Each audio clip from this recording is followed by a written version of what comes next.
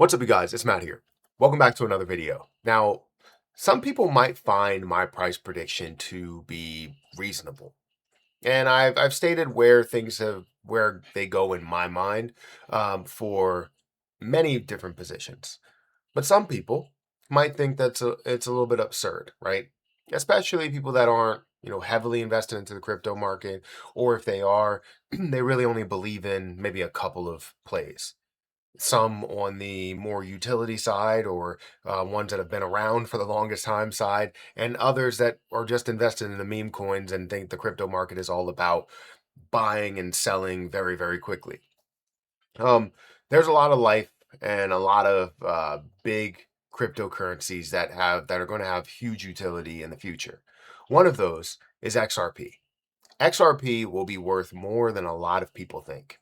Not everybody, because some people have the expectation of it going to $10,000 or $30,000, which I wouldn't fully rule out, but I would kind of lean more towards reasonable numbers for just an investment. When it comes to use cases and actually using the cryptocurrency, then if it hits $1,000 or $10,000, great. It gives me the ability to spend less XRP for whatever I want to buy.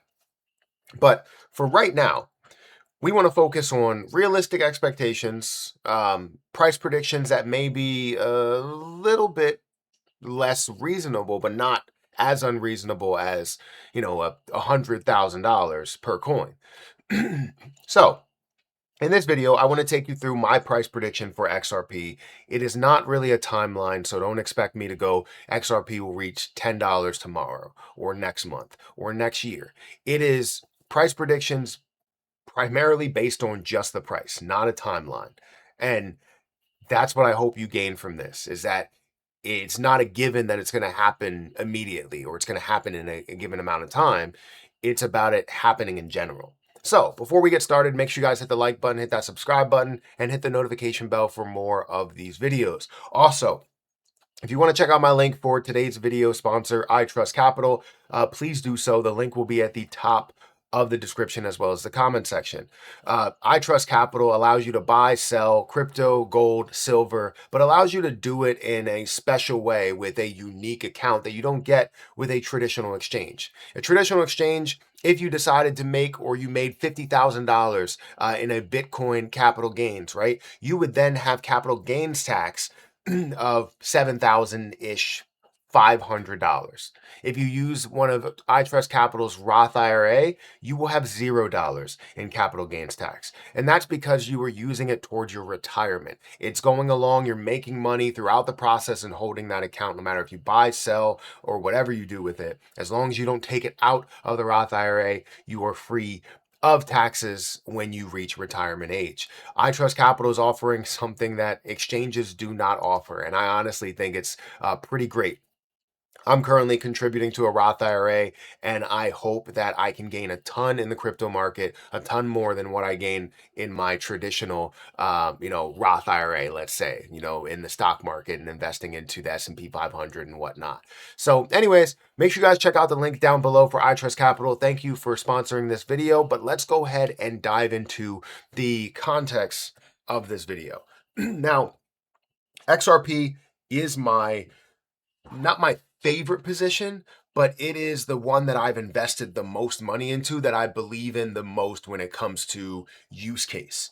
When I see a cryptocurrency or speak to anybody about cryptocurrency, XRP is either the first or second cryptocurrency to come up. I like to mention it first when people are caring about utility and caring about the future of crypto, the use of crypto in the end, obviously. But if someone is more about getting money in a quicker return, maybe I might mention something that has that's a meme coin that has potential to grow really, really quickly, has that FOMO, or even have something that has popularity and still has utility. But either way, XRP is right up there with any cryptocurrency that I mentioned first. And the main reason is because of what XRP has to offer. XRP currently stands at about $1.12. I invested into this in the beginning at about 50 cents. Other people I know invested into it at a lower spot, 30 cents, 19 cents. Some that invested, or one that invested at a penny or less, which is pretty cool to say that you know somebody that invested into those and still holds XRP to this date. With that cost basis in that select amount that they bought. They still bought more as they went along, and they have close to 1 million XRP, which again, amazing, right? Right now, they would be close to, if not already, a millionaire with the amount that they do have. But we look at the market cap, it's 70.22 billion, $1.48 billion in volume. You're looking at 62 billion in circulation and 540,000 holders. Now, for me, I again have 200,000 XRP and I'm gathering more thanks to FortisX as well. I'm gathering more and accruing more and all that stuff just to be able to get up to a higher amount because I believe in XRP the most. My price predictions are based on my exit plan. And my exit plan has multiple spots that I believe I can get to, as well as the realistic perspective of the market cap. Does it get to a multiple $100 billion market cap? Well, it's already done that. Does it get to a $1 trillion market cap? Well, I believe so, right? If we look at my Excel spreadsheet, which does break down all exit plans, this is just the blank slate of it, where I can go through CRO, Jasmine Coin, all of that stuff. I do have that over on Patreon if you guys want to use it. But I have 200,000 coins, and it's all based on really what I want to gain from my exit plan. But where do I see the prices getting to for this? So if I had to give a max prediction of what I'm looking for investment wise, I'm looking at $100 as that level, as something that many people can fully accept as cryptocurrency moves on. Maybe they can't accept it now because they don't know what cryptocurrency is, but you can accept it later where you go, okay, cryptocurrency is being used for this, and this. It's implemented in this country. It's has reserves in this country. It also is going back and forth via banks and everything there, partnerships and all of that stuff. You start leaning into it when you see all the things that are being laid out. And when they actually become a reality, i.e., being used in those areas, now people, instead of seeing $100 billion market cap or the $200 billion market cap level that it got to, we're talking about $1 trillion. We're talking about 2-3 trillion. We're starting to compare it to fiat currency and the flow of money worldwide rather than just comparing it to other cryptocurrencies. Because as of right now, everyone is comparing every single cryptocurrency to the top cryptocurrency in the market, which is Bitcoin. They're always saying, can it reach up to Bitcoin's market cap? Can it reach up to $1 trillion market cap or $2 trillion market cap if it's that usable? And once you start seeing the things that are laid out and the market cap growing more to a 200, 300, 400, $500 billion market cap, people start changing their tune. They go, oh, well, maybe it does. Maybe I should invest here.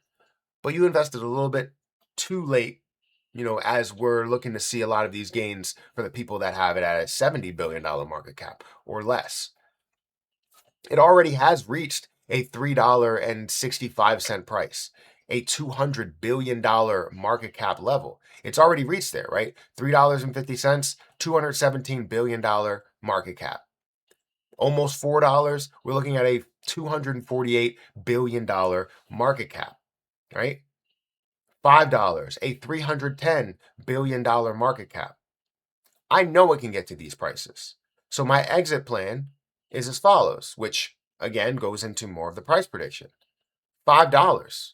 That's where my exit plan starts, not finishes. That's where it starts. Breaking the all-time high, pushing through it by $1, getting to a $300 billion market cap, showing people that it deserves to be in the conversation of top 3, top 2, top 1 cryptocurrency in the world. Then people start seeing that and FOMOing into it, as well as the use cases becoming more prominent, and we're seeing a $6, $7, $10 price point. I feel like $12 or $20 is a significant level because in between 15 and 20, you're looking at a $1 trillion market cap to where it either resists from that $1 trillion level or breaks through it because people start realizing this is the real deal. So a $20 price point is very, very important on whether it does pull back and settle in or it pushes past and becomes way bigger. So $20 price point, more of a not short term, but shorter term. We're talking about a few years rather than looking at it 5 to 10 years for something even further. Because remember, it may take a while for not only things to happen, but processes to be adopted. Not everybody adopted the credit card process. Not everybody adopted checks and banking and all of that stuff right away. It takes time to fully develop and implement yourself or implement your ways into the modern system to create something new. You can't just jump to that because everybody else is not willing to accept it. No one understands, I wouldn't say no one, but a lot of people don't understand wallet addresses and how to even send crypto from one place to another. They also don't understand wiring and how to send money from one place to another. But they do understand banking, how to send money from one person to another. Not necessarily any numbers or any extra keystrokes or anything like that. It's, I want to send you $1, so I'm going to send you $1. People just started getting comfortable with Venmo and PayPal and all of those things. But when it comes to banks doing the behind the scenes, they're the only ones that have to be comfortable with it. A new generation of people have to be, and workers have to be comfortable with what they're doing on the back end to make the front end look simple. So when that happens, a $20 price point, it's not going to be uncommon. It's going to be a level that we expected to get to easily.